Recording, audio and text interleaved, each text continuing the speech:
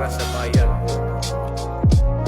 Nung siya pa ang nakaupo, ramdam natin ang kaligtasan. Pagkat dahil sa kanya, ang krimen ay nabawasan. Mga adik inorasan at sila ay pinasuko. Sa bayan kong Pinas, siya ang tunay na may puso. Ngunit ngayong tapos na ang kanyang panunungkulan. Kung tratuhin ng gobyerno parang salot sa lipunan. Siya'y pinagkaisahan ng mga nakaupo. Sa laban mo kasama kaming mga taga Cotabato. Ganito ba talaga ang batas sa Pilipinas? Sino pa yung nasa tama ay siya ba ang nakaposa? Puti pa yung mga adik, meron kayong malasakit. Paano naman yung ginahas at pinatay ng adik? Sa guna niya nakasambi ang pagkamalapad silak. Mimbaso bang imatay no tagaw ang makagilak? Araw-araw may patayan na tila babaligsahan. At ang mga mahihirap ay lalo pang nahirapan. Duterte pa rin kahit na ano man ang mangyari. Duterte ang pinakamagaling na presidente. Sa laban mo Duterte, kakampi mo ang marami. Noon hanggang ngayon